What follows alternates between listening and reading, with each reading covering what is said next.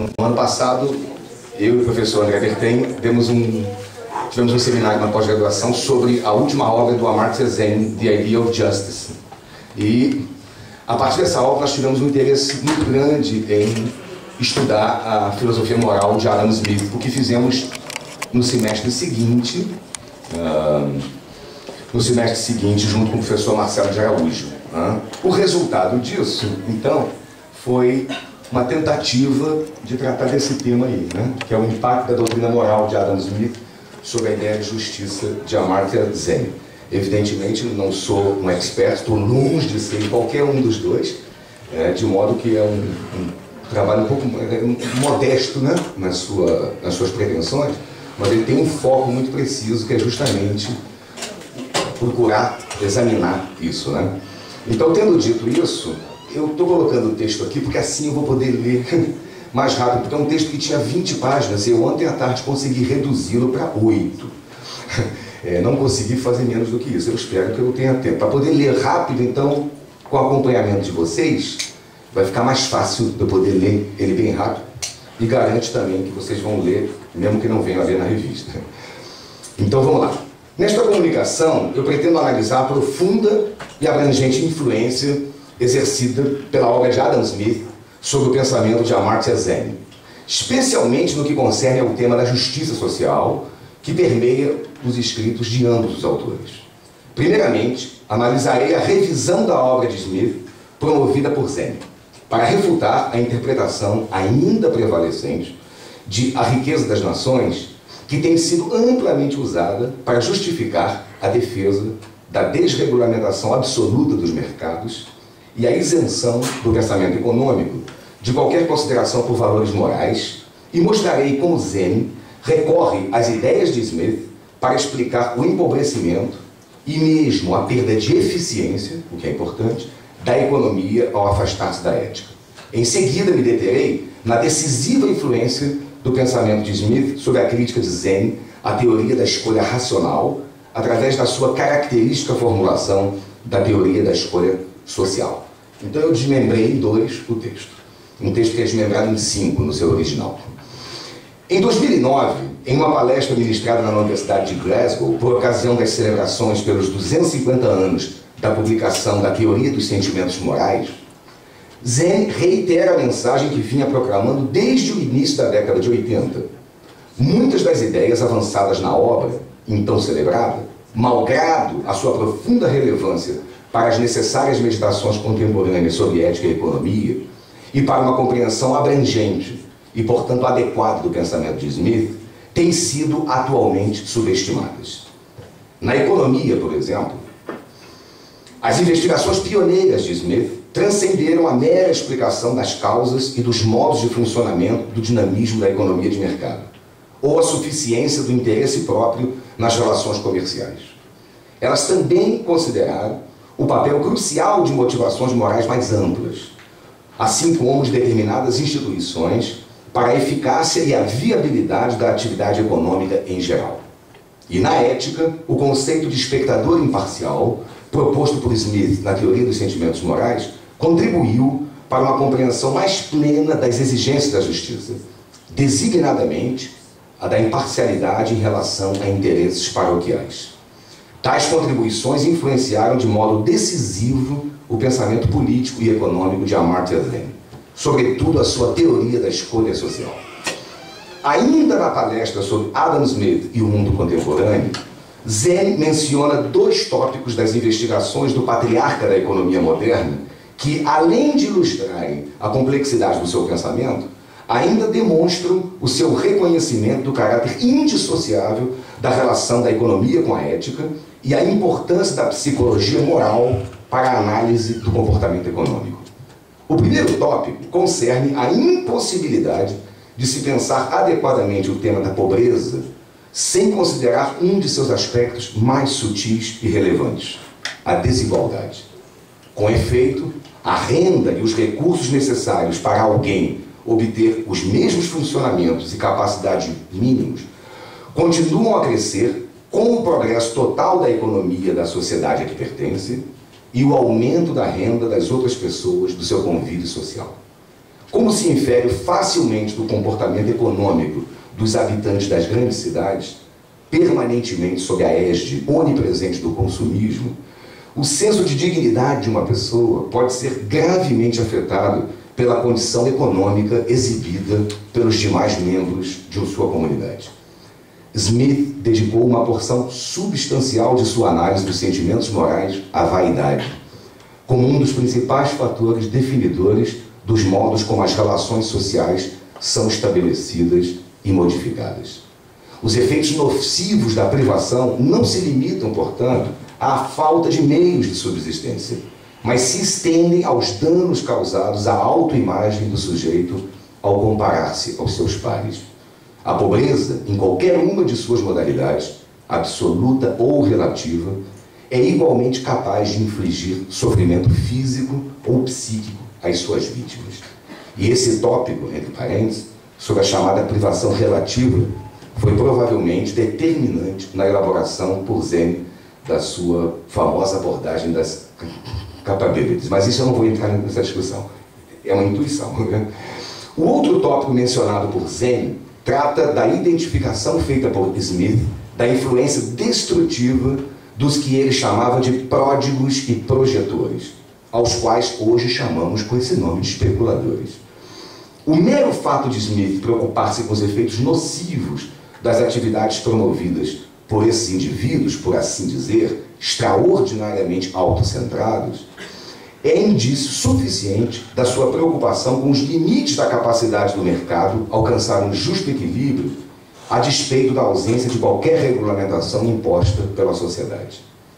Ao celebrar a filosofia moral de Smith, Zen enfatiza ainda mais o equívoco da interpretação corrente da sua obra, segundo a qual Smith preconizaria a liberdade absoluta de comércio como a única medida capaz de promover a excelência do funcionamento do mercado e a obtenção de lucro como a única motivação necessária aos contratantes, notando duas proposições cruciais enunciadas na teoria dos sentimentos morais de Smith.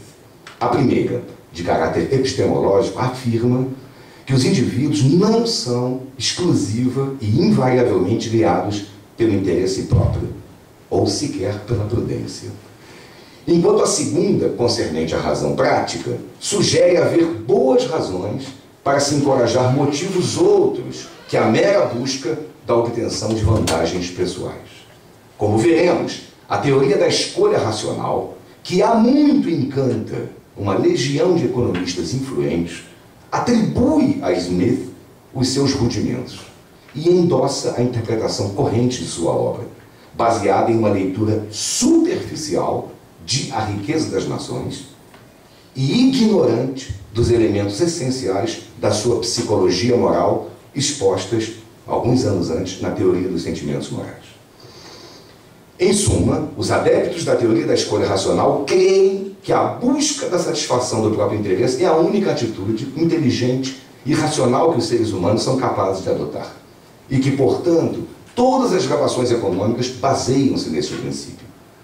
O seu grande mote está resumido no seguinte excerto de A Riqueza das Nações, que, descontextualizado e mencionado ad nauseam, parece autorizar as interpretações correntes. A passagem é famosa demais, mas eu vou ainda assim lê-la. Não é da benevolência do açougueiro, do cervejeiro e do padeiro que esperamos o nosso jantar, mas da consideração que eles têm pelos próprios interesses. Apelamos não à humanidade, mas ao amor próprio, e nunca falamos de nossas necessidades, mas das vantagens que eles podem obter. Famosa passagem de Adam Smith em A Riqueza das Nações. O problema da má interpretação do pensamento de Smith já há muito preocupava Zen, que começou a abordá-lo em profundidade na segunda metade da década de 80, designadamente no artigo Adam Smith's Prudence, de 1986, e no livro On Ethics and Economics, de 1987. Vamos ao primeiro artigo. Em Adam Smith's Prudence, Zen protesta claramente contra a depreciação do legado de Smith pelos seus intérpretes, alegando que, malgrado a complexidade de A Riqueza das Nações, a maioria das vezes em que se a menciona é para transformar em slogan algum excerto de um colorido retórico mais acentuado, como o tema da mão invisível e a passagem do açougueiro, do cervejeiro e do padeiro. E assim, valer-se da autoridade do autor para justificar posições ideológicas marcadas por um extremismo conservador, que não lhe fazem qualquer justiça. O propósito do artigo de 86 é basicamente o de demonstrar que a compreensão de Smith da natureza humana não é simplória e redutora, mas complexa e plural. E abarca desde a prudência, que Zen tem o cuidado de distinguir claramente do mero egoísmo, a simpatia, famosa simpatia. O caráter cooperativo de que o ser humano é dotado, o qual lhe fornece motivos outros para agir que não o próprio interesse, não pode ser subestimado por quem o pretenda compreender, e as suas relações, sejam estas meramente sociais ou econômicas. Na esteira de Hume, Smith não cometeu o erro de ignorar a riqueza psicológica da humanidade e, justamente por isso, foi capaz de uma profunda e pioneira compreensão do comportamento econômico. No ano seguinte, em On Ethics and Economics, Zen aprofunda a sua análise da obra de Smith, demonstrando que dela não se pode inferir a premissa que, infelizmente, tem servido de alicerce para a economia moderna, qual seja a de que o egoísmo é a única, e eu friso, motivação do comportamento humano. Zen admira-se que o pensamento econômico tenha evoluído de maneira a tornar essa concepção tão acalentada, porquanto, eu cito Zen, a economia supostamente ocupa-se de pessoas reais, sendo, pois, difícil crer que tais pessoas possam ser totalmente indiferentes ao alcance do autoexame induzido pela questão socrática: como devemos viver?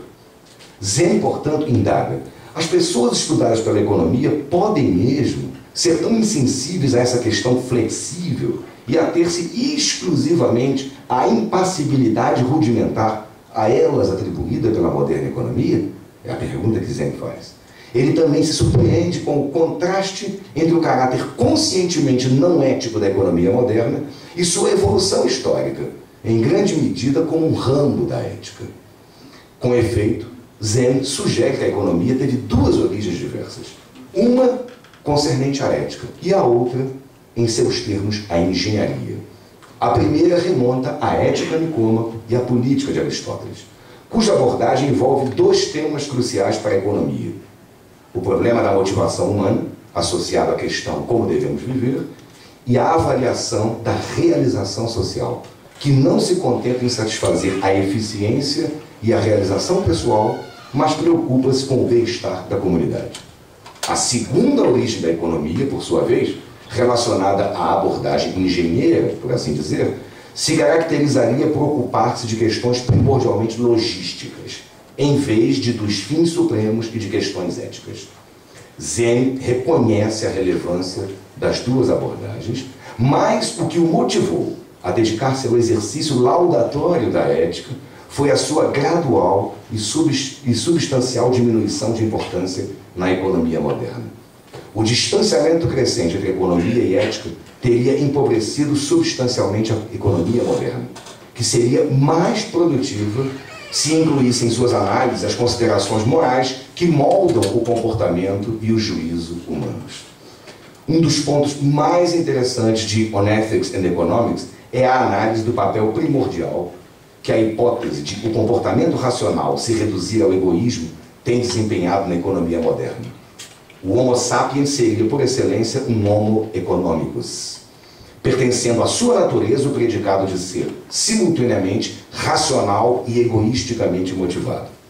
A primeira observação de Zen acerca do papel fundamental dessa premissa da economia moderna aponta para o grave equívoco de equivalê-la a uma descrição do comportamento real. Um pressuposto assim tão frágil é insuficiente para sustentar uma previsão de qual conduta será efetivamente adotada. Com efeito, quando se admitisse estar correta a caracterização do comportamento racional tradicionalmente dotado pela economia, nenhuma ilação lógica tornaria forçoso admitir que as pessoas devessem sempre e de fato se comportar dessa maneira. Aliás, pode-se facilmente constatar como a miúde elas não o fazem. Como coloca bem Amartya Sen, os tipos friamente racionais podem povoar os nossos manuais, mas o mundo é mais rico. O problema, portanto, reside menos na identificação do comportamento racional com o comportamento real do que na caracterização do comportamento racional em termos tão excessivamente estritos quanto os da mera maximização do autointeresse. Obviamente, não se trata de negar que esta seja uma atitude racional.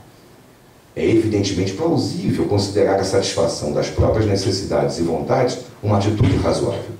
Mas, sim, de negar que tudo quanto não equivalha a isso seja irracional. Mesmo que a título de argumento, por amor à discussão, concedêssemos que o ser humano médio, de fato, sempre maximiza o autointeresse, para Zen, a ideia de a racionalidade requerer a maximização do autointeresse não procede. Reconhecer a realidade do egoísmo universal talvez seja meramente um equívoco, mas considerá-lo um requisito de racionalidade, segundo Zen, é patentemente absurdo. Evidentemente, o oposto tampouco é plausível. Salvo, talvez, raros santos e loucos, os seres humanos não agem todos, sempre, altruisticamente. Se assim o fosse, não haveria comércio. De modo que, eu cito Zen, a verdadeira questão indaga se há uma pluralidade de motivações ou se apenas o autointeresse move os seres humanos. Ademais, como ele destaca, o contraste não se dá necessariamente entre o autointeresse de um lado e algum tipo de preocupação geral por todas as pessoas de outro. Neste contexto, dois aspectos comportamentais precisariam ser distinguidos, os quais se podem resumir nas seguintes questões. Primeira questão: as pessoas, de fato, comportam-se de modo exclusivamente egoísta? Segunda questão: se o fizessem, alcançariam algum êxito, como, por exemplo, eficiência econômica? Boas perguntas. E o problema em relação a Smith começa aqui. Embora seja corrente atribuir a Adam Smith respostas afirmativas para ambas as questões, Zen ressalta que há poucos indícios de que ele realmente o faria. Isso é que eu acho uma percepção muito interessante do Amartya Sen. É bem verdade que Smith reconhecia a influência exercida pela prudência sobre a conduta da maioria dos indivíduos e, de fato, a promovia como virtude. Entretanto, ele não chamava de prudência o que chamamos de egoísmo, e sim de amor próprio. Para Smith, o conceito de prudência incluía o diálogo do domínio. Sua teoria é francamente devedora dos estoicos, que não concebiam o homem como um ente isolado, mas como um membro indissociável da vasta comunidade da natureza, em cujo benefício deveria sacrificar as suas satisfações egoísticas. Esse é, portanto, o contexto em que se deve compreender o sentido do termo prudência em Smith, que, embora fosse considerada uma virtude útil ao indivíduo, estava necessariamente vinculada a outras virtudes úteis aos outros membros da sociedade, como, eu cito Smith, humanidade, justiça, generosidade e espírito público. Ele nota isso em Teoria dos Sentimentos Morais. Zen enfatiza que, além da prudência, Smith defendeu especialmente a simpatia. Esse fato, porém, há muito vem sendo esquecido pelas mais proeminentes correntes da economia. Embora seja verdade que as transações econômicas, o funcionamento do mercado e as razões subjacentes à divisão do trabalho estejam fundamentados na mútua obtenção de vantagens, Smith não defendeu que a prudência fosse suficiente para a eficiência do comércio ou a manutenção de uma boa sociedade. Na verdade, defendeu o oposto disso. Zen recorda que Smith criticou Epicuro, por exemplo, justamente por ter concebido a virtude exclusivamente em termos de prudência.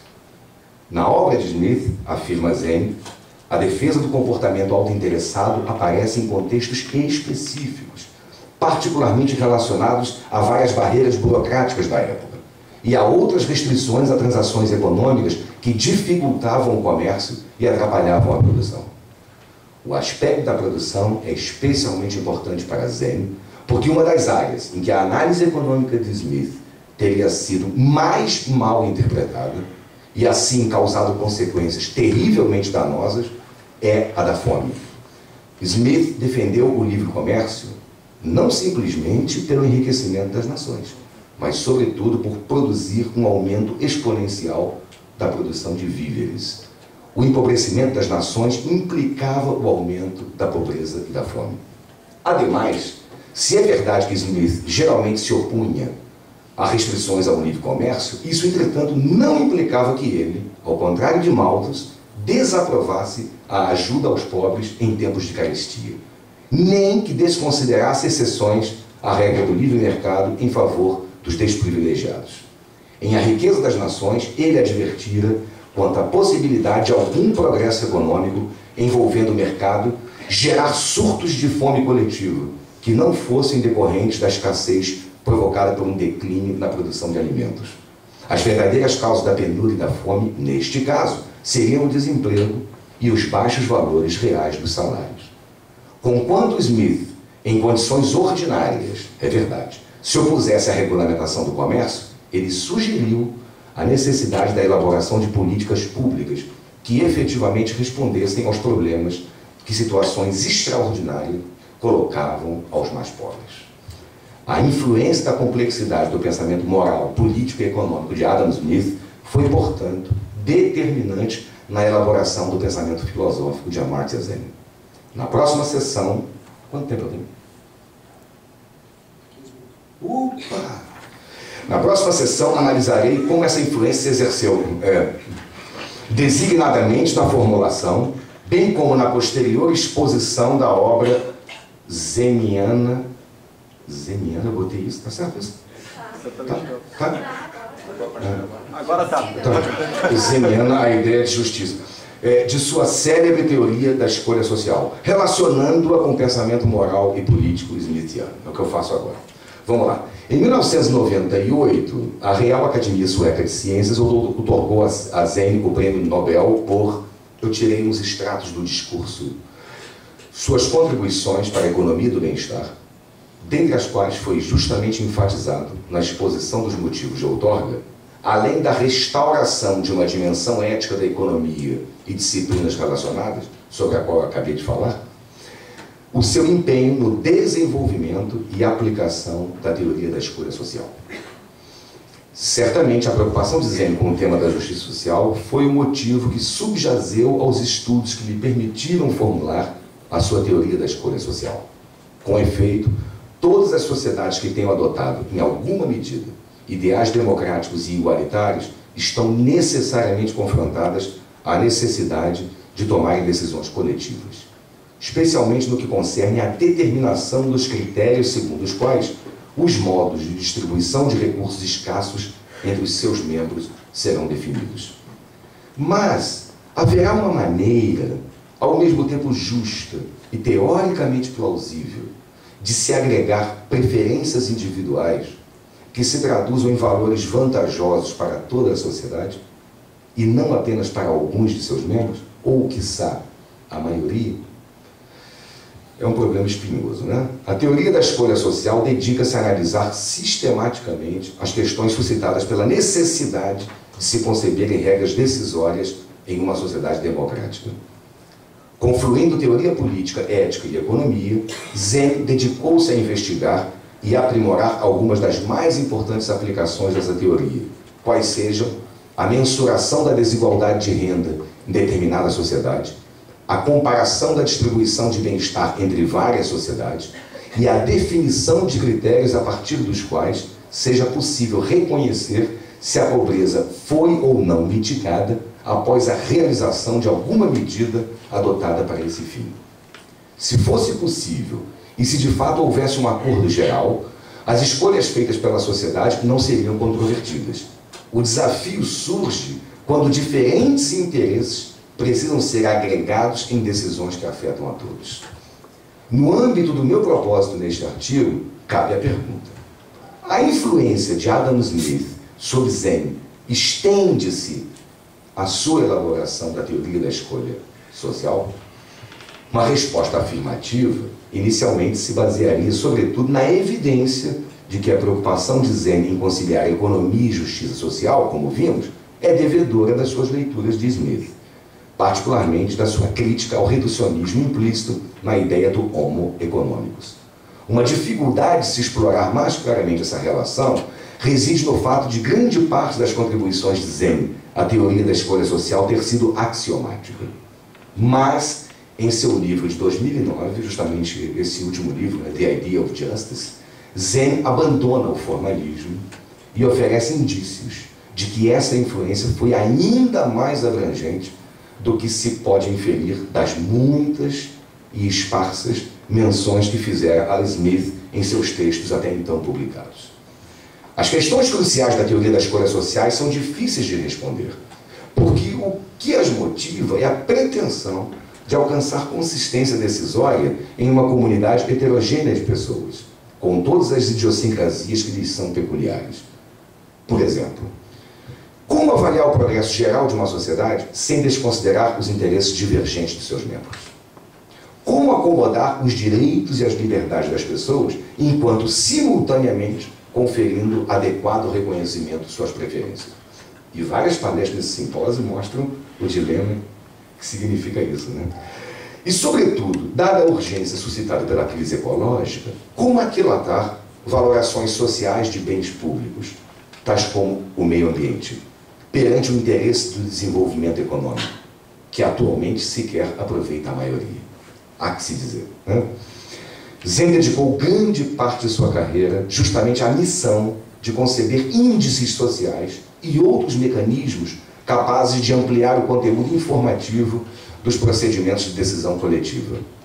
Ele reconhece que a aparente distância da teoria formal da escolha social de questões de interesse imediato fez com que se tendesse a considerá-la extremamente limitada quanto à sua aplicabilidade para a razão prática e a argumentação pública. Mas, ao contrário do que pensam muitos comentadores, para Zen, a análise filosófica da justiça social, tal como promovida por Rawls na afamada, e eu diria merecedoramente, afamada Theory of Justice, não tem a maior relevância prática do que a teoria da escolha social. Eu cito uma passagem de Amartya Sen. Como uma disciplina avaliativa, a teoria da escolha social está profundamente preocupada com a base racional de julgamentos sociais e decisões públicas na escolha entre alternativas sociais. Os resultados do procedimento de escolha social assumem a forma de uma classificação de diferentes estados de coisas desde um ponto de vista social, social point of view, à luz das avaliações das pessoas envolvidas. Isso é muito diferente, é contestável, mas isso é muito diferente, diz ele, de uma busca da alternativa suprema entre todas as possíveis alternativas, com a qual teorias da justiça de Hobbes a Rawls e Nozick estão preocupadas.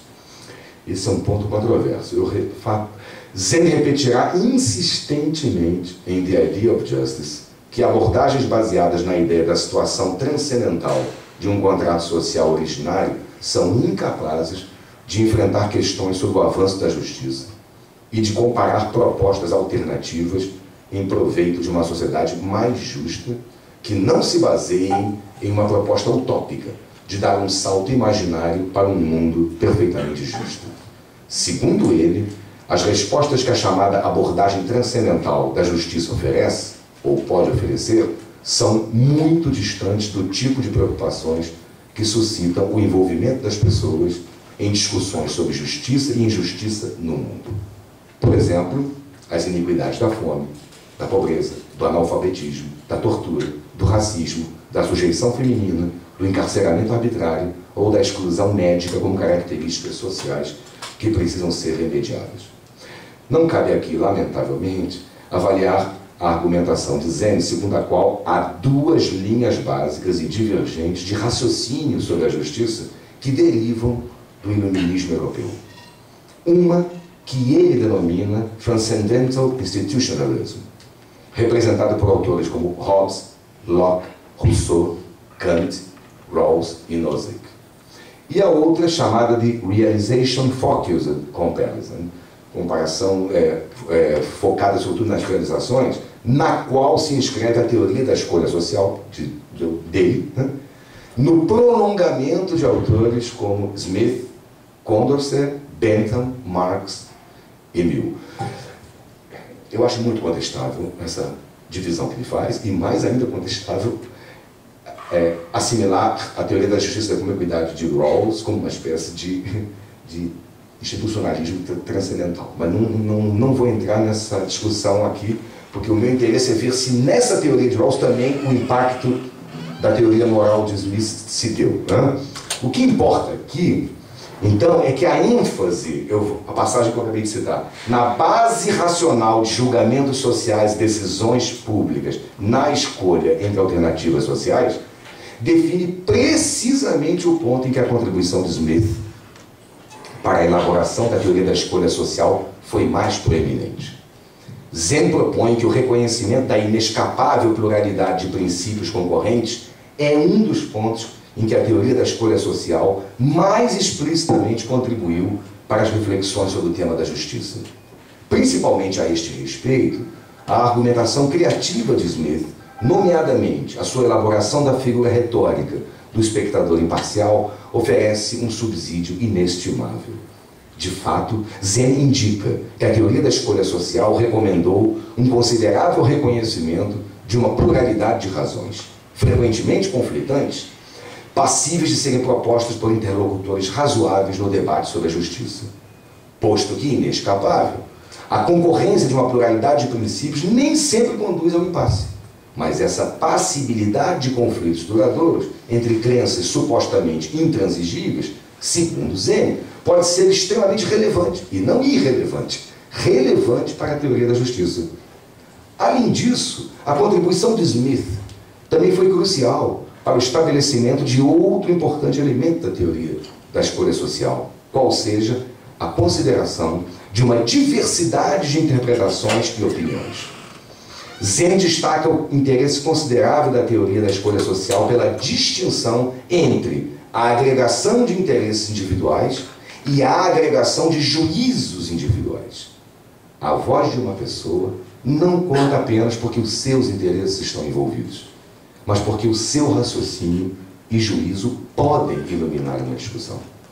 Da mesma forma, o juízo de alguém pode ser levado em conta não só por essa pessoa ser uma das partes diretamente envolvida, mas porque a sua perspectiva e as razões oferecidas para justificá-las fornecem importantes ideias e discernimento para avaliação, havendo, pois, segundo Zen, motivos suficientes para ouvirem-se as suas razões, mesmo que essa pessoa não seja uma parte envolvida. Na abordagem de Adam Smith, confere-se extraordinária importância à invocação de espectadores imparciais, mesmo que se trate de uma audiência de vozes distantes, pelas contribuições que podem trazer com suas ideias e para se evitar o paroquialismo de perspectivas exclusivamente locais. Trata-se da chamada imparcialidade aberta, à qual se contrapõe o caso da imparcialidade fechada. Essa última é um procedimento de elaboração de juízo que invoca apenas os membros de dada sociedade ou nação. Ora, Zen considera que no cerne da concepção smithiana de imparcialidade está a necessidade do recurso aos juízos desinteressados de qualquer espectador justo e imparcial.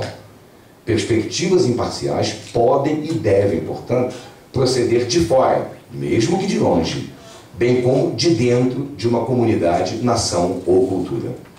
O artifício do espectador imparcial consiste em um experimento mental sobre a imparcialidade e difere substancialmente da imparcialidade fechada. A ideia básica é apresentada por Smith na teoria dos sentimentos morais, com a exigência, ao julgarmos a nossa própria conduta, citando Smith, de examiná-la como imaginamos que qualquer outro espectador justo e imparcial a examinaria. A necessidade de se considerar o modo como estados de coisas são percebidos por qualquer espectador justo e imparcial é uma exigência que pode incluir juízos realizados por pessoas desinteressadas de outras sociedades. Em contraste, o caráter institucionalmente construtivo de sistemas como o rawlsiano, na opinião de Zen, restringe a extensão na qual as perspectivas dos outsiders podem ser acomodadas dentro do exercício de avaliação imparcial. Ele explica que, embora Adam Smith frequentemente refira-se ao espectador imparcial como o homem dentro do peito, um dos principais motivos de sua estratégia intelectual era ampliar a nossa compreensão e alargar o alcance de nossa investigação ética. Nas palavras de Adam Smith, é muito bonita essa passagem, na solidão estamos aptos a sentir muito fortemente o que diz respeito a nós mesmos. A conversa de um amigo melhora o nosso temperamento, a de um estranho mais ainda. O homem dentro do peito, o espectador abstrato e ideal de nossos sentimentos e conduta, precisa muitas vezes ser despertado e conscientizado do seu dever pela presença do espectador real. E é sempre com esse espectador de quem podemos esperar o mínimo de simpatia e indulgência que provavelmente aprenderemos a lição mais completa do autodomínio. Smith invocara, portanto, o dispositivo reflexivo do espectador imparcial para transcender um raciocínio passível de ser imperceptivelmente constrangido por convenções locais de pensamento, e para examinar deliberadamente tais convenções como que desde a perspectiva de um espectador distanciado, como sugere Zen.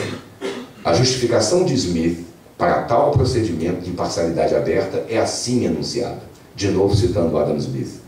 Nunca podemos examinar nossos próprios sentimentos e motivações, nunca podemos formar qualquer juízo a respeito deles, a menos que nos retiremos, por assim dizer, de nossa própria posição natural e nos esforcemos por vê-los com uma certa distância de nós.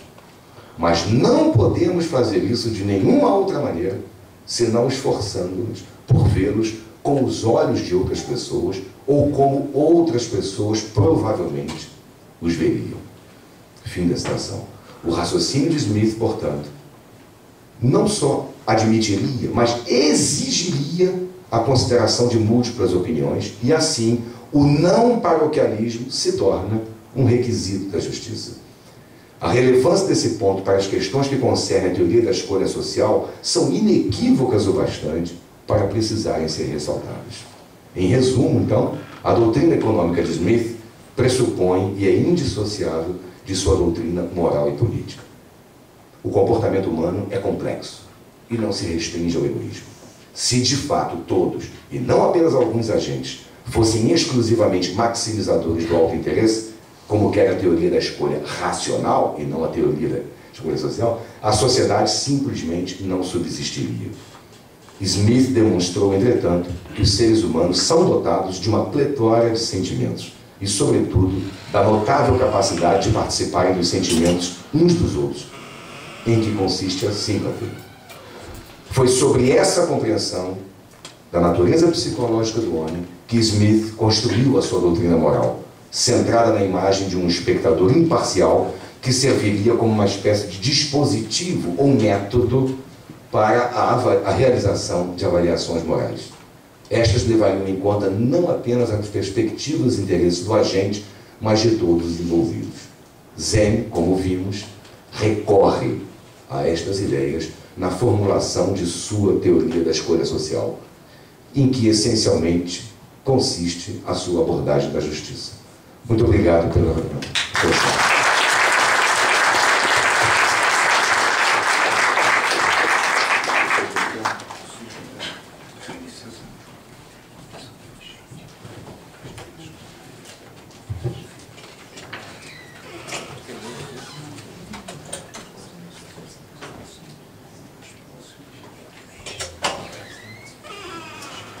Está fora de ordem a apresentação. Vamos fazer as questões, então, não sei se você tem procedido nas mesas anteriores. Não tem passado os três, né? Tá, a gente pega... Tem passado os três, depois a gente volta, eu volto. Tá. O Itamar escreveu um recado, ver se eu consigo entender a letra.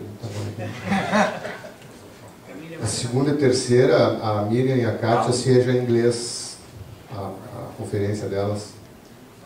Então, ao contrário do que pediram a mim, o que me pediram, ao contrário. Em. Tá, e aí, então vou chamar a Miriam, então, a professora Miriam Madureira, da Federal do ABC, para fazer a sua conferência.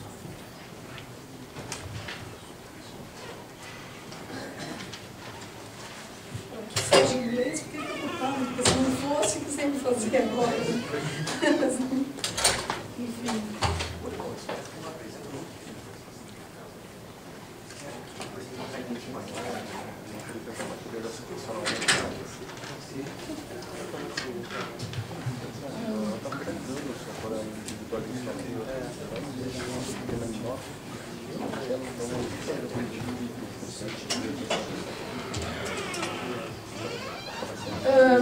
Okay, I'm going to change to English from now on. And yes, this paper is actually part of something else I had beforehand, because I was expecting maybe to comment somebody else's paper here. It wasn't very clear from the beginning how we would organize this symposium today. So I decided to make this presentation because, well, I had planned something else, but it's a very good opportunity to read this as well. It's a point on Axel Honneth's theory of recognition. It's the point about recognition and equality. I think it's actually good that we are in the same panel here, no? Because Luis Bernardo has also to do with, well, this poverty, and Katia has to do directly with equality, as far as I know. So it's a good thing. Okay, I'm going to read here. I haven't got the Conference 2 project here because I have the paper, but I think it's going to be, it's about 7 pages. Axel Honneth's theory of recognition is probably one of the most relevant actual attempts to formulate an alternative to liberal and proceduralist conceptions of justice. Since Kampf vom Anerkennung 1994, 1994, Honneth has been developing a theory based on a conception of the social originated mainly by the Jena Hegel as structured by intersubjective relationships. This theory has for Honneth as for Hegel both a descriptive and a normative character, contrary to all those modern theories of the social which understand society as an association of atomized individuals. Society is seen by this intersubjectivistical theory as a structure necessarily by the network of relationships between those individuals which are reciprocally determined through them and are not conceived of as such outside these contexts. Based on the normative expectations immanent to those social relationships, intersubjective relationships, it is possible for Honneth to develop criteria for a conception of justice. In this normative sense, these relationships are to be seen as relationships of recognition. Like Hegel, Honneth identifies in modern society, I'm actually only resuming a little bit this, no? Honneth identifies in modern society 3 contexts in which 3 different patterns of recognition are present. The context related to love and intimate relationships associated with basic human needs, which Hegel identified with the family. A second context corresponding to right and civil society associated with the idea of individual autonomy in its abstract universalist sense. And a third context, which Hegel had called constitution and then state, and Honneth first called solidarity, then social esteem, associated with individual abilities and achievements and contribution to society. Each of these contexts is connected to a dimension of individual identity or self-realization. Justice has to do for Honneth with the extent to which a person's expectations of recognition can be fulfilled in those 3 contexts, resulting in self-confidence, self-respect, and self-esteem. Since Honneth is mainly concerned with this question of self-identity or self-realization, he tends to regard this threefold result of the fulfilling of expectations of recognition as aspects of individual freedom. Honneth's like Hegel's intersubjectivistical conception of freedom, which we sometimes call communicative, offers a clear alternative to liberalism. With Hegel, Honneth regards liberty as something to be attained not individually but in reciprocal social relationships.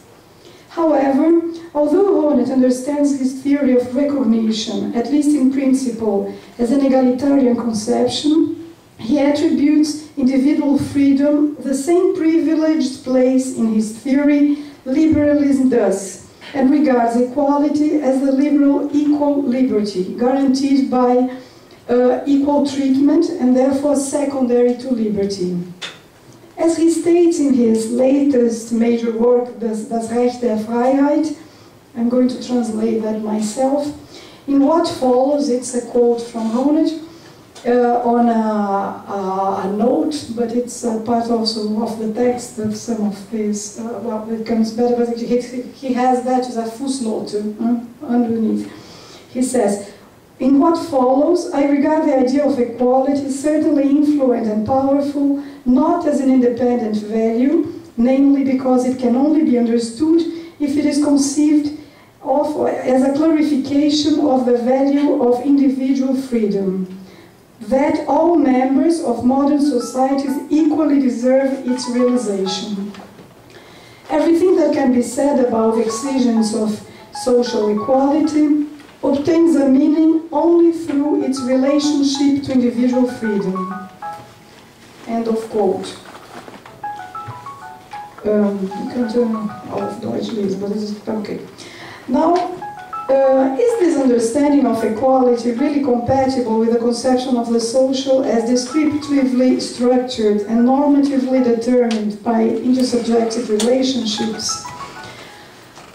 I would like to argue that Honneth can only sustain that, quote of Honneth, everything that can be said about the exigence of social equality obtains a meaning only through its relationship to individual freedom, because it tends, end of quote, because it tends not to follow the consequences of his intersubjectivity-based approach up to its last consequences, falling back in this case into the same atomistic premises he otherwise refuses. Honneth's rest atomism, it's how I'm calling this the rest of atomism inside Honneth's theory. Honneth's rest atomism is not always noticeable, but it's definitely present. Already in his interpretation of the two dimensions he associates with recognition in Campo Monacheno, it's possible to identify it. Honneth understands recognition there as normatively relevant in a double sense. In the sense of individualization and subjective moral socialization, that is, in the for recognition central meaning of the conditions of construction of personal identity, that's what he says, which is related to the question of individual self-realization, and second, in the sense of moral integration of society, which he understands as a process of inclusion. Inclusion is for him a process of growing Einbeziehung, which I have to translate again as inclusion, growing inclusion of subjects in the circle of full social members, wachsende Einbeziehung von Subjekten in den Kreis der vollwertigen Gesellschaftsmitglieder. These two dimensions describe the perspectives in which the existing patterns of recognition of a society can transcend themselves internally. That is, the perspectives in which moral progress is possible for Honneth.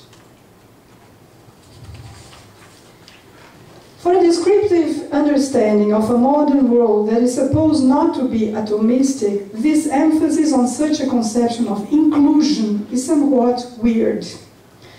One can only talk about a growing inclusion, Einbeziehung, of subjects in the circle of full social members if one presupposes previously excluded subjects, which are not yet related to one another by recognition relationships, that is, loose, atomized subjects who are then to be recognized, that is, included in a relationship of recognition. But if one understands recognition as the normative dimension of a modern society, which is anyway already descriptively structured by intersubjective relationships, as it is in the case for Hegel, from whom Hone develops his own theory, it's not possible to talk about loose subjects. Even the least recognized subject, or the most misrecognized, or maybe even the most invisible and the most reified subject, is already in a relationship, even if it is a negative one. Hone can only talk about inclusion if he unconsciously assumes an atomistic position. And it would be much more adequate to an intersubjectivity-oriented theory of the social to describe this aspect of internal transcendence of a society's moral patterns of recognition, that is, the change from a situation in which an individual is not regarded as a full member of society to one in which he is, by emphasizing the fact that this transformation occurs in the structure of an already existing relationship itself. This rest atomism is actually directly connected to the question of the role of equality in Hone's recognition theory. The reason why there might be persons within a society which are not regarded as full social members in Hone's sense is not the fact that they are outside such a society and need to be included, but the fact that they are related to the full members of the society in an asymmetrical, unequal way. I therefore suggest understanding the integration of society Hone regards as the second normative dimension of the relationship of recognition, not as inclusion, but as symmetrizing equalization of subjects, which were already reciprocally interdependent. This dimension can therefore be seen as related to a form of equality, which is definitely different from the liberal equal liberty, in as far as it emphasizes the fact that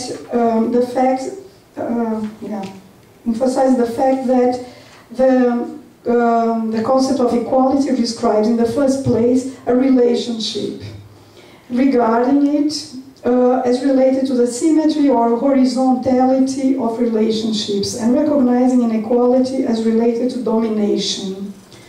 It's a similar notion from that David Miller, for instance, develops as a social equality notion. It is important to emphasize that this relational dimension is an aspect of relationship that is not related primarily to the personal constitution of the identity, self-realization, and individual freedom, but with the structure of the constitution of the relationship itself.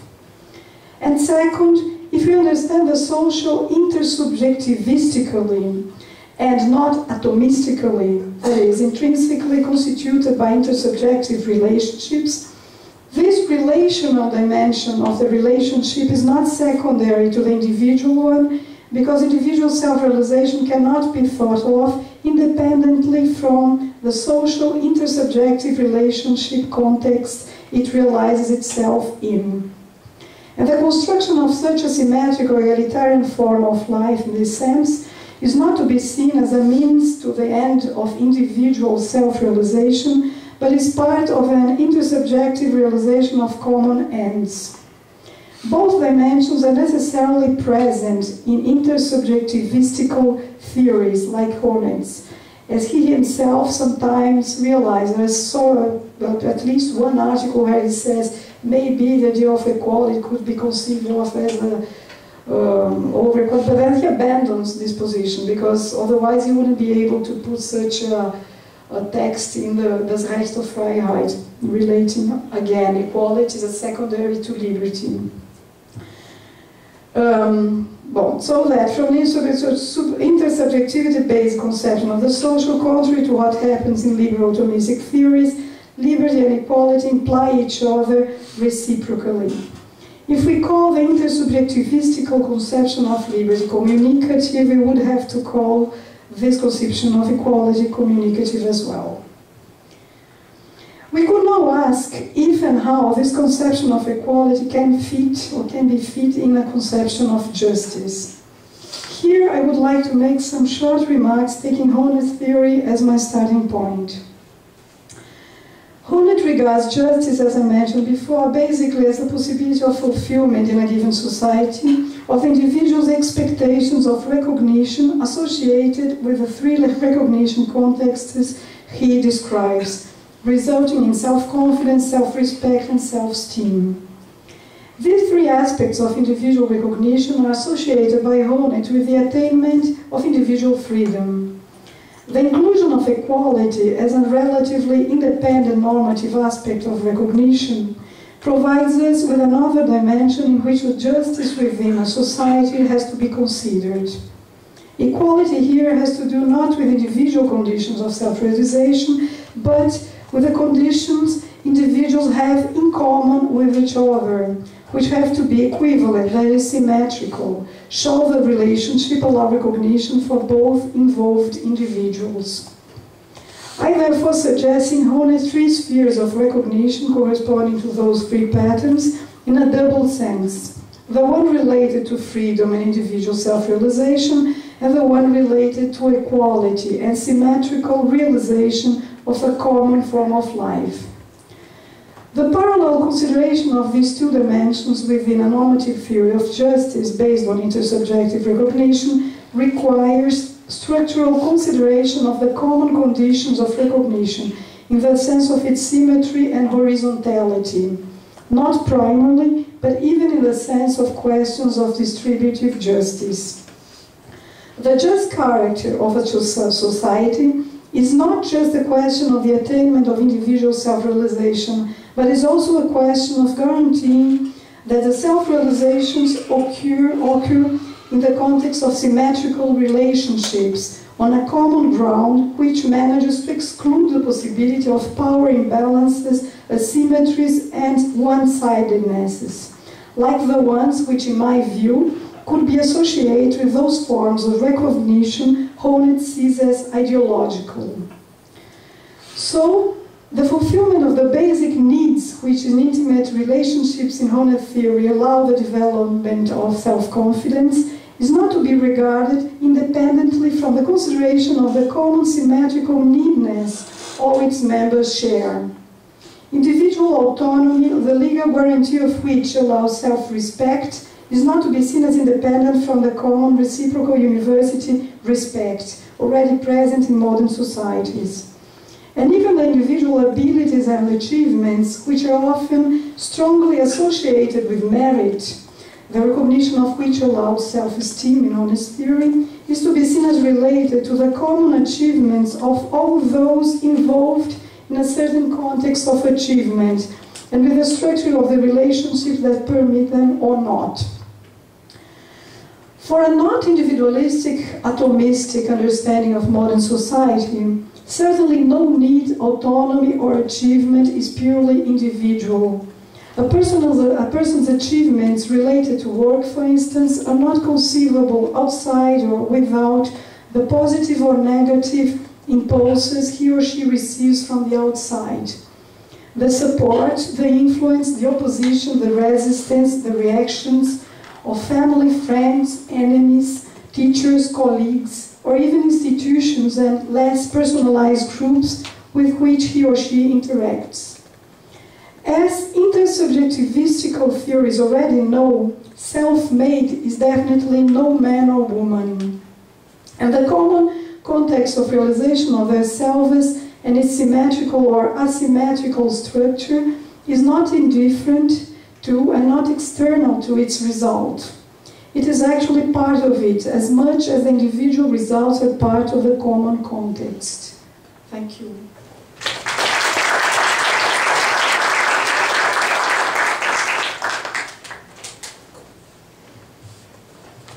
Bom, então eu chamaria agora mesmo a professora Kátia Araújo, da Universidade de Santiago. Por favor.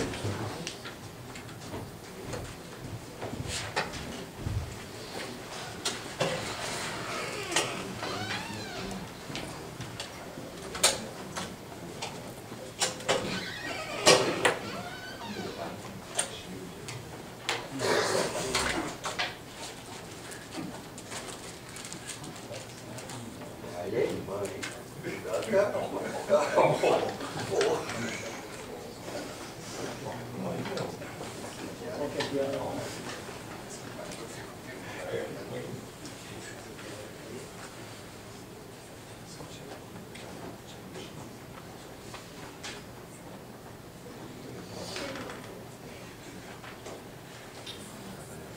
good afternoon, and thank you very much for the invitation. Thanks to the organizers, and especially to Nitama.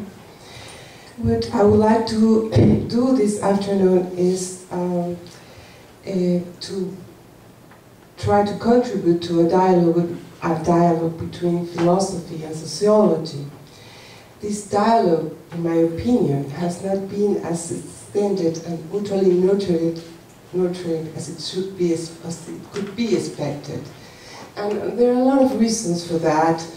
I won't go into these reasons, but I must say that one reason is that sociology has failed, in my opinion too, to do its job, and precisely and paradoxically, because it has given philosophy too much authority when it comes on this dialogue on normative principles, because I'm not going into every dialogue between philosophy and sociology, but on the dialogue on normative principles. So what I would like to do is just to present what I have learned in many years, these many years in which I've been working about normative principles from a sociological perspective. I've been working about the relationship between individuals and normative principles. And I would like to present that to discuss at the end of my presentation some theoretical and methodological consequences that I think that could give a basis for this dialogue. From everything I've learned in these years, I would like to argue this one thing today. I would like to argue that normative principles are permanently specified and transformed by means of historical and structural features of a society. But, more important, this transformation is in the context of everyday social interactions. This means, and to get directly to the point, that normative principles, one, are not to be held as abstract and disincarnated. Two, that they are not immutable, so they should not be assimilated to crystallized communitarian traditions that easily. And three, that they are not solely affected by social movements or institutional actions, as some authors have pointed out or focused their work on. They are being informed in current interactions between individuals. So, to argue the former, before going to the theoretical and methodological consequences, I'm going to choose a normative principle and a case study. I will speak about equality as normative principle, and I'll take the case study of Chile, where I'm developing my research until now. I hope to get some information. I will be staying 6 months in Brazil, so maybe next time I could say something about Brazil too. Okay, so Chile. In the last decades, in Chile, as in many Latin American countries, equality has undergone a new expansive wave. I'm not saying that equality was not present and at work in the region, not at all. You can think about social struggles at the beginning of the 20th century, just to prove it. But what I'm saying is that this expansion has acquired new features in the last decades, because, or in the context of the social transformations that the region has undergone, in Chile, in the regions. So, there are three sources for this new expansive wave of equality, as I understand it, or my studies have shown me. On the first place, the implementation of the neoliberal economic model. This, as we know, this implementation has demanded individuals to reformulate their condition as economic subjects, as workers, and has confronted individuals to an increasing number of social spheres regulated by market logic. And it has brought, too, a new egalitarian promise. The market has expanded an egalitarian promise by means of the philosophy of competence, meritocratic promises, and the active introduction of consume and credit. So the market in Chile, of course, under different conditions as those discussed for the European 17th and 18th century, becomes an outstanding factor of the contemporary expansion of the notion of equality, answering the individual and equality of opportunity, of course, but I will go into this. Secondly, the second source is the renewal of the democratic horizon. With the return to democracy, I'm going to do this really briefly, but with the return of democracy in 1990 after Pinochet's dictatorship in Chile, equality was normatively presented as a prior value for society related to democratization processes, and was politically mobilized by the state and by the institutional political system in a context of high receptivity to the agendas of the international organizations. So this was a source too from this expansion of the notion of equality in society. The third source are social and cultural factors, and they are complex and multiple, so I just will mention two of them briefly. One, of course, social movements, and the second one, a very fundamental element of this promise of equality, is the increase in educational attainment in Chile as well, I think in the region too. So, briefly, economy, politics, and socio-cultural transformations have contributed to build a new basis for the expansion of the notion of equality. But what my studies, other studies, I'm just bringing together a lot of different studies, but what my studies also showed is that this expansion of the notion of equality as normative principle has reached individuals. Equality is inscribed in individual ego ideals. So, equality in Chile is not only a normative principle available for some collective actors or some enlightened avant-garde, but it is a constant and active reference for the evaluations and judgments of ordinary individuals, these judgments that they make about everyday life experiences. So, but there's something else that I learned with these studies, that in Chile, social experiences permanently call into question the action, the scope of action of equality. Equality is there, it is in the ego ideals, individuals are using it as a reference, but their social experiences are always calling into question the scope of action of equality.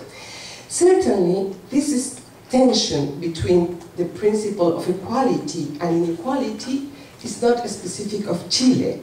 As it has been pointed out, it is a constitutive element of modern capital societies, and of every society, I would say.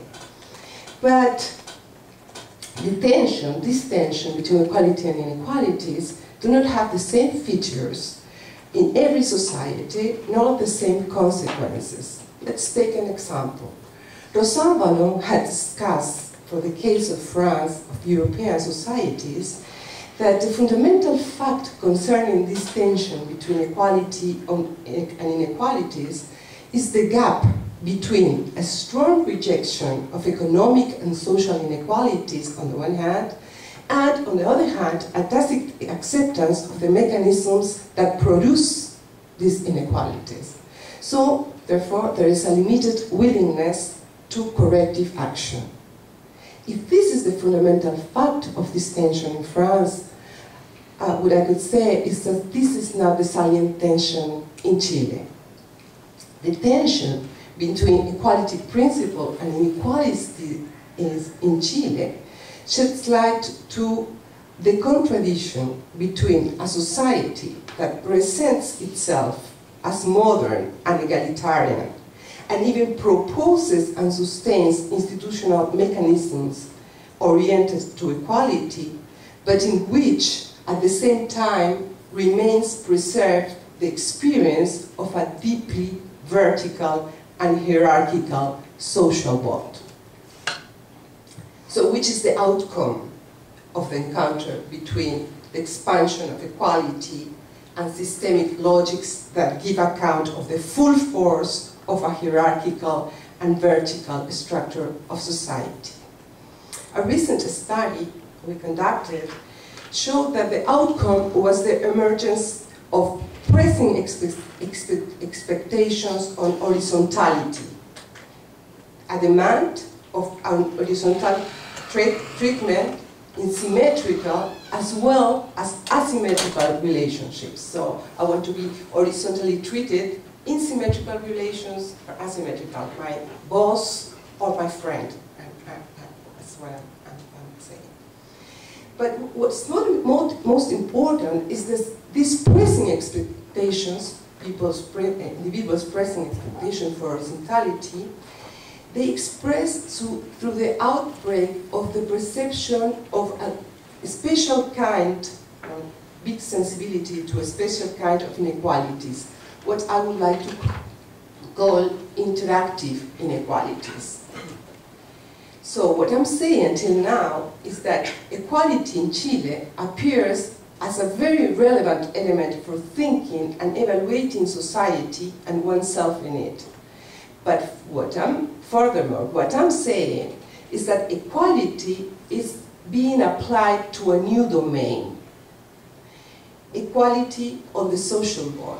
And this idea of equality is related to the fact that individuals are perceiving, very sensible to these interactive inequalities.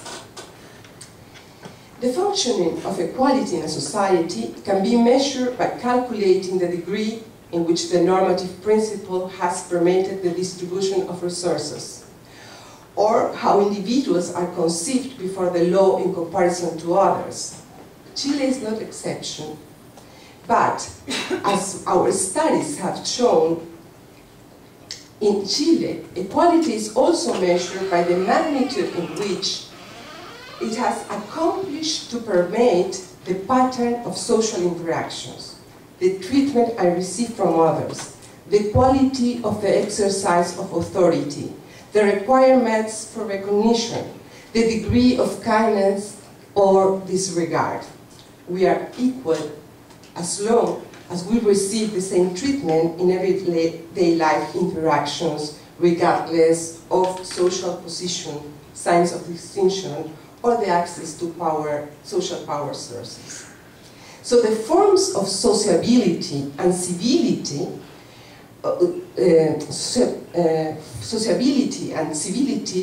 take a salient role as barometers of injustice in society. So what we are dealing with is a kind of equality that cannot be separated from the interactive everyday dimension of the social world. Before going to my methodological, theoretical consequences, I would just like to briefly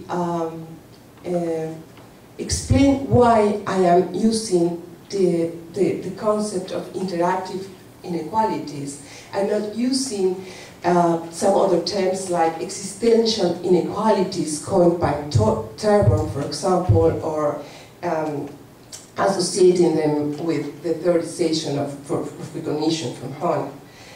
Well, there are several reasons, but I would like to mention three of them, and I know they are in several levels, but there are three of them.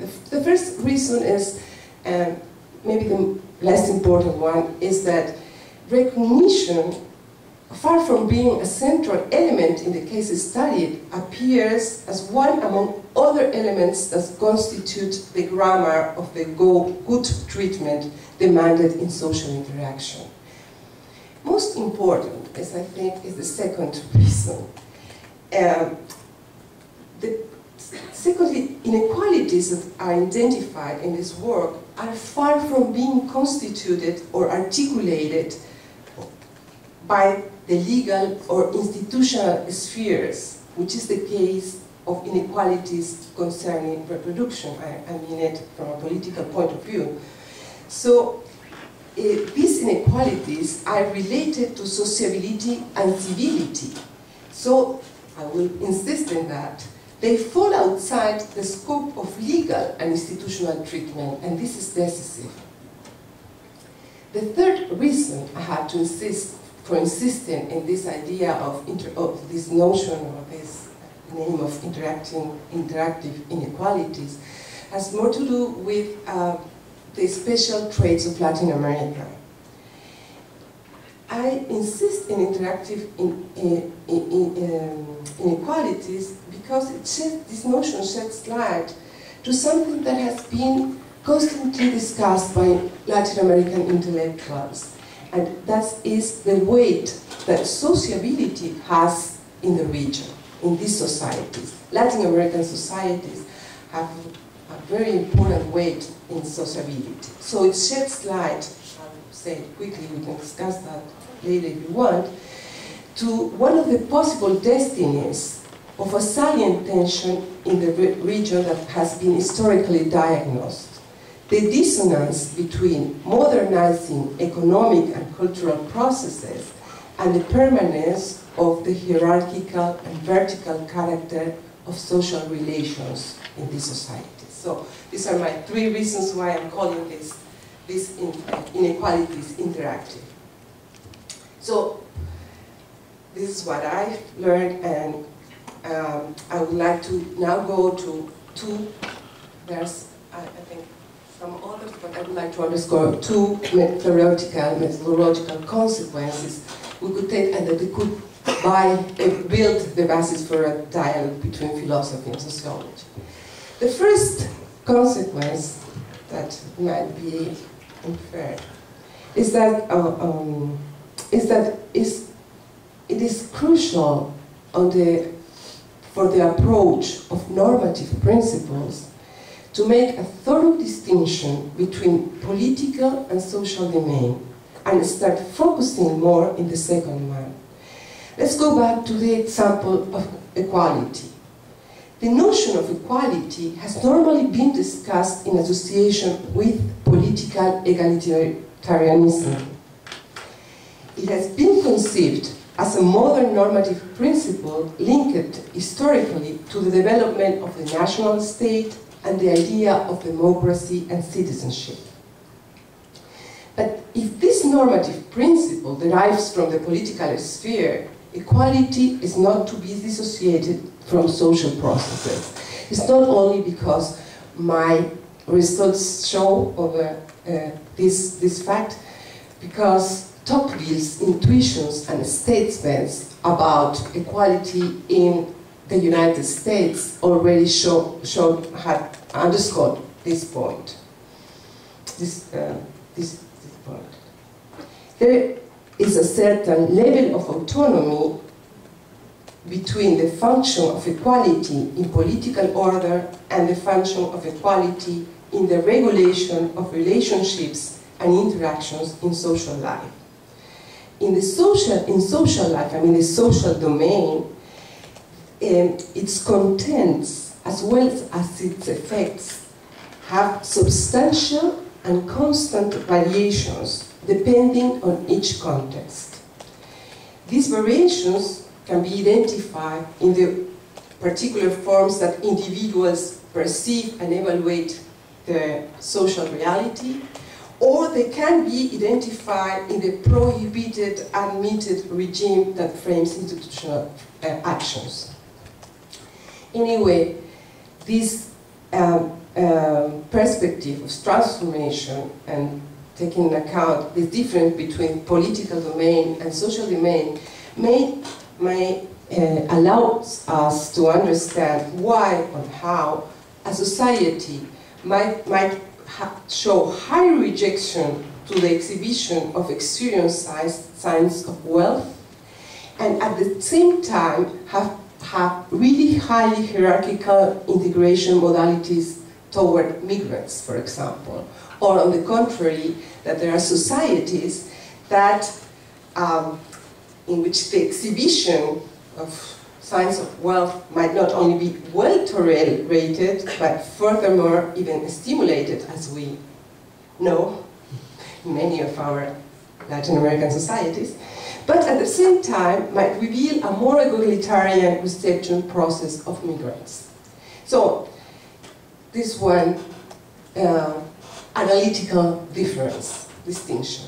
The second theoretical methodological consequence I would like to point out is that normative principles are not to be thought without simultaneously think or taking in account social ideals. These are the two phases when we think about normative principles: the normative principle and social ideas. As in what I've shown, I've tried to, if we go back to what I've shown about Chile, or maybe we'll discuss it later, equality is simultaneously a normative principle and a social idea. A social ideal is a representation of what is valuable and desirable in a society which is offered to individuals. In this sense, a social ideal presupposes an attributive definition of the way social world and people should be. The ideal, so to say, is the imaginary phase of the symbolic dimension incarnated by the normative principle. These representational contents are not fixed. Social ideas undergo permanently transformations. These transformations should not be understood in the long term, historically in the long-term perspective, but they are also produced, as I have tried to show, by everyday life social experiences. So the two phases of social ideal and normative principle are, we have to take them in account. Obviously, they can hardly be thought one without the other, but they must not be confused. Not every social idea is a normative principle. There are many social ideas that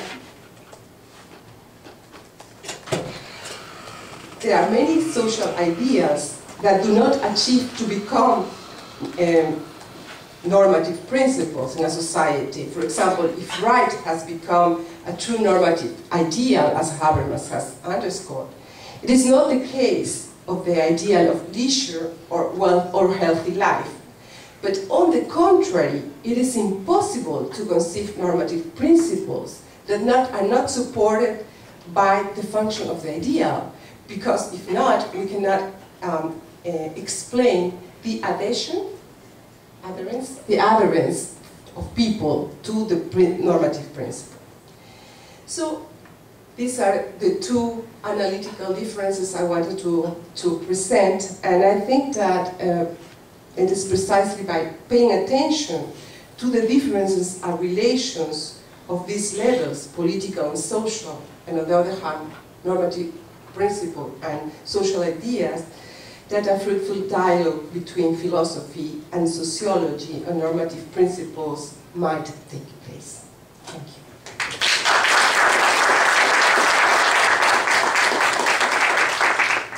Obrigado. Itamar, como é que a gente tem procedido? A gente passa os debates dos três palestrantes? Não estava participando das outras mesas. Normalmente a gente faz um break. Agora o debate faz um break, aí vem os outros três, né? Tem sido assim. Ontem foram todos de uma vez então, só. A minha... Isso, então tá. Obrigado, Daniel, pela força. O imperativo categórico. Bom, então passamos às questões do público. Itamar. Vou fazer uma pergunta Como quiser. Tem o microfone. Você tá aqui, ó, por exemplo. Tem um aqui, esse. Não, esse é do público, né? Isso. Aí a gente aqui faz o... Isso. Luiz, eu gostei muito do teu paper e, claro, teria muitas coisas aqui a explorar, até porque você ainda tem outras áreas a serem exploradas dentro desse seu trabalho. Então, sobretudo com relação a The Idea of Justice, do Amartya Sen, o último texto de 2009, onde a gente pode questionar várias coisas aí sobre essa taxonomia, não é, como você falou, do institucionalismo transcendental, onde ele colocaria Hobbes, Rawls e Nozick. Mas uma pergunta bem específica que eu gostaria de ouvir, a sua posição crítica mesmo, não somente a posição do Sen. Você está persuadido de que a distinção que ele faz, ou se propõe a fazer, entre a social choice em oposição à rational choice theory, se ela é convincente na medida em que, para a teoria social, ele, em última análise, está interessado na base racional da teoria social para os juízos sociais, ou julgamentos sociais e políticas públicas. E aí, nesse sentido, pensando mesmo lá, já começando com Rawls, quando ele faz a análise de Rational Choice Theory, a crítica também é vindo de uma perspectiva moral, então próxima do projeto de Adam Smith, que é justamente dizer que não pode ser apenas estar vinculado à eficiência ou, sobretudo, à busca de autointeresses. Não é? Então não seria apenas essa visão do egoísmo, do autointeresse, como seria, por exemplo, o modelo neoliberal, a menos que, obviamente, não seria uma leitura totalmente injusta e errônea de Rawls dizer que é um neoliberal. Well, let me see if I got everybody. Now, Marek, Rael, Alessandro, Dude, and you is? Gustavo. Okay?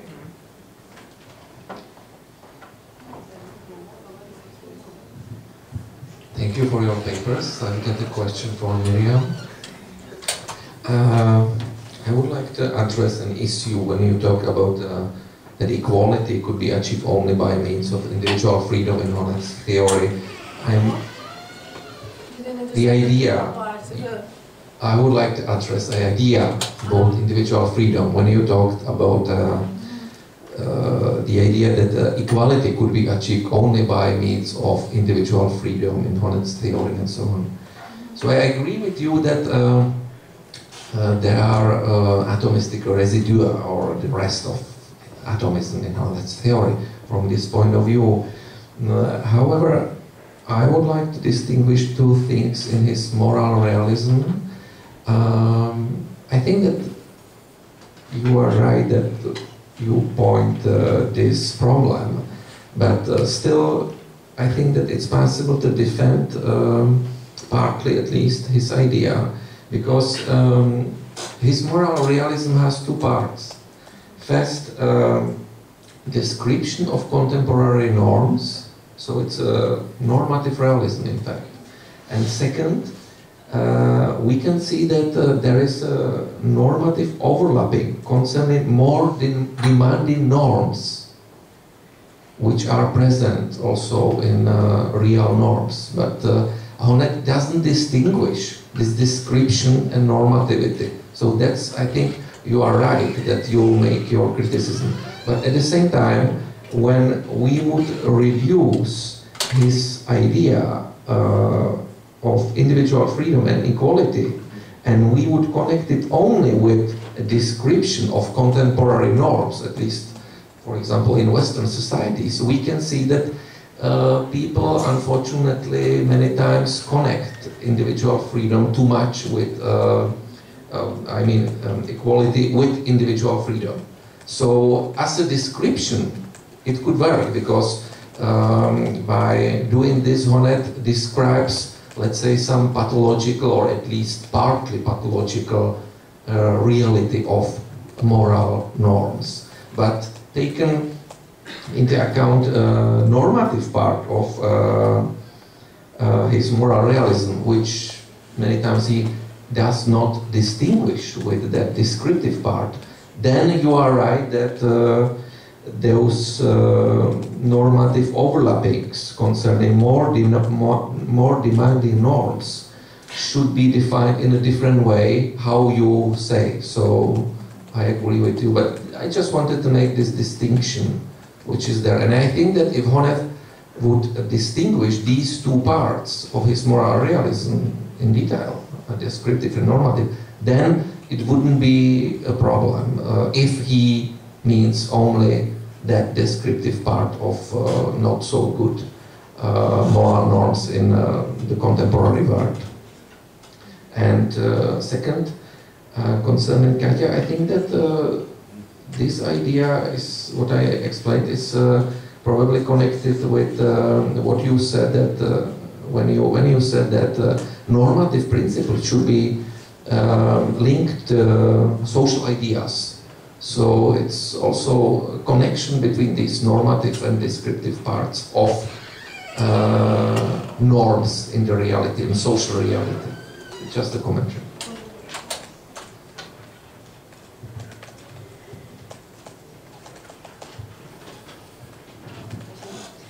I have a question for Miriam as well. So I very much liked your talk on and I very much liked the idea that you brought up that one should conceive of relations of failed inclusion or negative relations as relations, which is something that I would take as, in a way, present in Honneth's work, because I mean, he talks about misrecognition. Of course, misrecognition is some kind of recognition, even if it's a mis form of recognition, but he doesn't really spell it out, how we then have to deal with the very fact that recognition is not only a positive relation, and it doesn't only start once it becomes positive and encompassing, but it's already there before. However, I have some doubt whether your critique of that there would be unrecognized rest atomism, whether this is actually valid, because I mean, with the example of inclusion and the point that you made, okay, so if we strive for inclusion, then the formerly excluded must, I mean, there's a conception of them as atomistic individuals. I wouldn't think so, at least I wouldn't think that it's necessarily a move that Honneth would have to make, because one of the reasons the three-level approach, or I mean the three dimensions of recognition makes sense might be that, for example, I mean, inclusion in the realm of whatever, civil rights, social rights, inclusion as a citizen is something that takes part towards someone who has already been recognized on another level. So you could say it's not a rest atomism, it's something where one would describe how to get from one sphere of recognition to the other sphere of recognition. So this wouldn't necessarily imply that people who haven't been recognized on this level are seen as atomistic on the other. But nevertheless, I would say that this interesting point about the relation of non-relatedness, so to say, that make is something that needs to be spelled out in the way this kind of misconceived relations of recognition.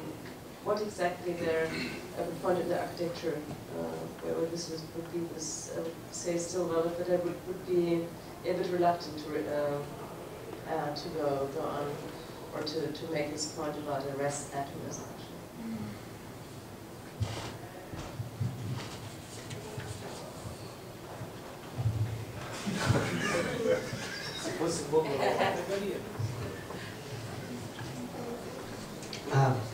I have also a question for, well, for Miriam actually it was done more or less, it's this rest atomism, because Honneth stretch out so much this idea of social freedom, of this social dimension, in dimension of Liberty in his last book is fighting against the atomistic vision of freedom. Then it strikes me that you now say there is some atomistic vision, for instance, the idea of inclusion.